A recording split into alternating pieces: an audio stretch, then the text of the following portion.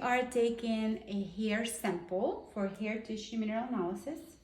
So what we did is we are parting the hair and we are going to take a little strand of hair about this big, and then we're going to cut it with scissors all the way at the root. Okay? So this was at the root. We're gonna take about 1 inch and cut it again.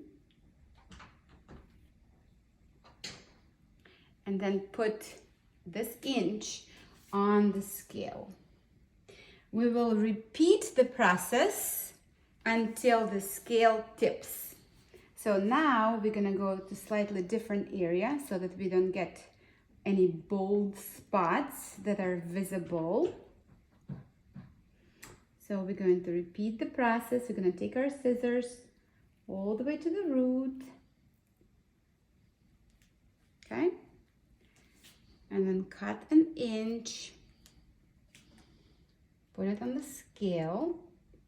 Discard the rest. So usually you have to repeat the process about 3 to 4 to 5 times, depending on how big of a strand you take and depending on how thick the hair is.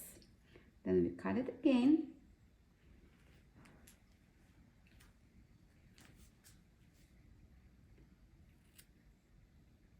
It will probably tip this time. Nope. Looks like we need 1 more. And here again, we're gonna go to a different spot on the head. You have such silky, beautiful hair. Thank you. Do you color your hair? Yes.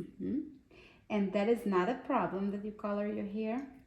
We just don't want you to, we just don't want the hair to be freshly colored. As long as you wash it like 5 times, it is perfectly fine. It's not tipping. 1 more.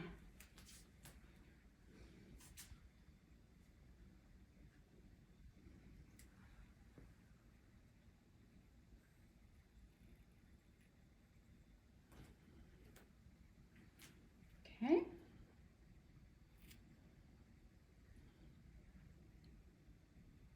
Okay, tipped.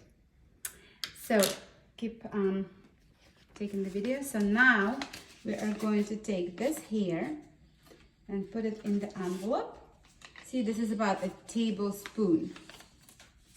We're gonna label the envelope, and now we are going to put the envelope with hair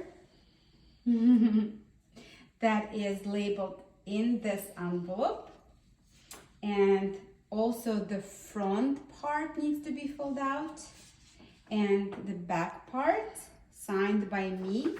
So all of this is going to go in an envelope that is addressed to Analytical Research Labs. You're going to seal it all in the envelope, put a regular stamp in it, and put it in the mail. If you really want to get very careful about it, you can take it to the post office and get tracking, but so far I have never done it and it has not been a problem. So, okay, that's how you do it.